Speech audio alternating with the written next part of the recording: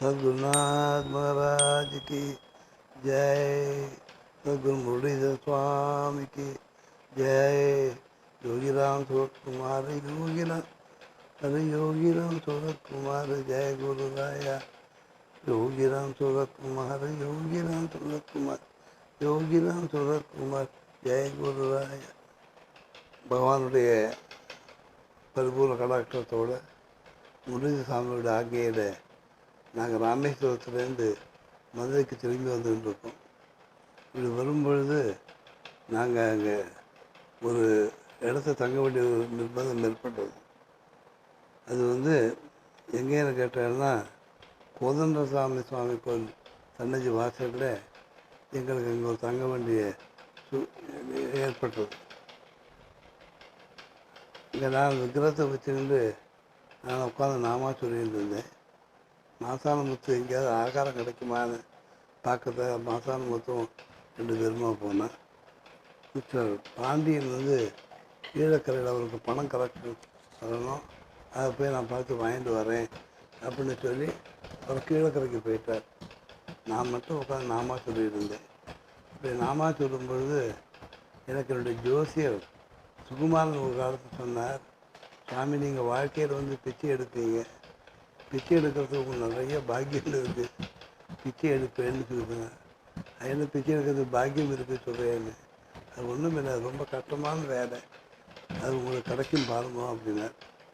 இதை எதுக்கு சொல்கிறேன்னா, ஒரு நாளைக்கு திருவண்ணாமலையில் சன்னதியில் உட்காந்துருக்கும் பொழுது யோகிராம் சிவகுமார் சுவாமிகள் begging is not that easy, the most difficult profession அப்படின்னு அடிக்கடி சொன்னார். அது இன்றைக்கி பிரத்யட்சமாக பார்க்குறதுக்கு நாங்கள் உட்காந்துருக்கும் பொழுது பகவானுடைய விக்கிரகத்தை மடியில் வச்சு நாமா சொல்கிறேன். என்னை பார்த்து நம்ம கோவிலுக்குள்ளே போய்ட்டு வெளியே வருவாங்கன்னா இந்த ஐயா பிச்சை எடுத்துகிட்டு உட்காந்துருக்காரு, அவருக்கு எதாவது போடுவோம் காசுன்னு தலைக்கு 1 ரூபா 2 ரூபா 5 ரூபான்னு சொல்லி போட்டாங்க. ஒரு 100 ரூபா வசூலாச்சு. அப்படியே கண்ண மூடி நான் நாமா சொல்லிகிட்டே இருக்கும் பொழுது ஒரு பெரியவர் வந்தார். பெரியவர் என் கிட்டக்க உட்காந்து அவரும் நாமா சொன்னார். காவி வஸ்திரம், வழுக்க மொட்டை அடித்த தலை இதோடு உட்காந்து அவரும் நாமா சொல்லிட்டு 2 நிமிஷம் மாணவனே சொன்னார், ஐயா நான் புறப்படுறேன், நான் கொடுக்குற காணிக்கையை நீங்கள் பகவானுக்கு ஏற்றுக்கணும் அப்படின்னாங்க. இது என்ன கொடுக்க போகிறார் அப்படின்னு நினச்சிக்கிட்டு கையை நீட்டினேன். ஒரு 500 ரூபா பணத்தை போட்டார். இது என் பேரில் சுவாமிக்கு பாதத்துக்கு சேர்த்துருங்கோ அப்படின்னு சொல்லிட்டு எழுந்தார். உடனே மாசான முத்து வந்தார். அவருக்கு ரசீது போட்டு கொடுத்துட்டாங்க. என்ன காரணம் கேட்டாருன்னா, டிப்டாப்பாக ட்ரெஸ் பண்ணிட்டு போனவாலும் 1 ரூபா 2 ரூபா பணத்தை போட்டு போனான். காவி உடை அணிந்திருந்த ஒரு சன்னியாசி அவர் ஒரு 500 ரூபாயை கொடுத்துட்டு போனார். இதுலேருந்து அவள் போட்டிருக்கிற ட்ரெஸ்ஸுலேயோ நடத்தையிலையோ ஒருத்தர் ஜட்ஜ்மெண்ட் பண்ணுறது தப்புங்கிறது பகவான் எனக்கு உணர்த்தினார். அதுக்கு அடுத்தாப்புல நாங்கள் புறப்பட்டு போகும்போது கரியாப்பட்டிங்கிற ஊருக்கு வந்தோம். அங்கே மாயாண்டு சுவாமிகள் சிமெண்ட் வியாபாரங்கிற பெரிய கடை, அந்த கடைக்காரர்கிட்ட தான் நாங்கள் நைட்டு தங்கி நாமஞ்சொல்லதாக இருந்தோம். நாமஞ்சொல்லத்துக்காக உட்காந்துருக்கும் பொழுது திடீர்னு கரண்டு போயிடுச்சு. கரண்டு போச்சுன்னொடனே எனக்கு மனசுக்கு ரொம்ப கஷ்டமாச்சு. ரெண்டாவது நாம ஆரம்பிக்கணும்னு நினச்ச வீட்டில் கரண்டு போயிடுச்சு சொல்லி உட்காரும் பொழுது தம்பி எப்பப்போ கரண்டு வரும்னு கேட்டேன். அங்கே இருந்த குழந்தையில ஒரு பையன் சொன்னால், ஐயா அது 8 மணிக்கு மேலே தான் வரும்னா. 8 மணிக்கு மேலே நாமும் வச்சுருப்பான்னு கேட்டேன். இன்னொரு பையன் எழுந்து சொன்னான், பகவான் இருட்டையும் இருக்கார் வெளிச்சத்தையும் இருக்கார், இப்போ இருட்டை சொல்லுவோமே அப்படின்னு அந்த பையன் சொன்னான்.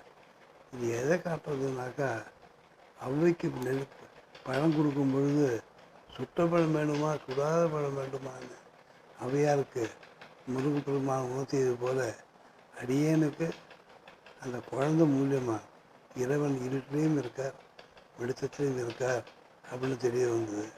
மரண காத்தால் எழுந்து பரீட்சைக்கு போகிறோம் அப்படின்னா, பரீட்சைக்கு போகிற குழந்தை ஒரு சின்ன ஸ்லோகம் சொல்கிறேன், அதை சொல்லிக்கோ, படித்து மறக்க மாட்டீங்கன்னு.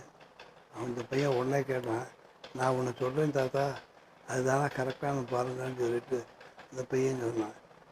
ஞானானந்த மயந்தேயம் நிர்மல ஸ்படிகாகிருதம் ஆதாரம் சர்வ வித்யானாம் ஹயக்ரீவ உபாசனை. இது வந்து கரியாப்பட்டியில் சின்ன கிராமம். அங்கே ஒரு குழந்தை வந்து இந்த ஸ்லோகத்தையெல்லாம் கரதலையாக சொல்கிறான். இருட்டில் நாம சொன்னால் என்னன்னு கேட்குறான். இதெல்லாம் நமக்கு புத்தி கொடுத்தது ஒரே ஒரு காரணம், நான் அவங்கள்ட்ட கற்றுக்கிட்டேன். அந்த குழந்தை மூலியமாக உண்மையை தெரிஞ்சுக்கிட்டேன்.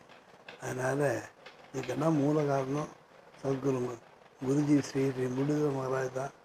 அவள் நடத்தக்கூடிய பள்ளிகள் பாடங்கள், அவள் நடத்தக்கூடிய சத்தங்கள் மூலிமா குழந்தைகள்லாம் நிறைய படிச்சுக்கிட்டு ரொம்ப விவரம் உள்ளவாளாக இருந்து பெரியவாளுக்கு வழிகாட்டுறாங்க. ஜெய் யோகிராம் தோக்குமார். ஜெய குரு ஜெய குரு ஜெய குரு.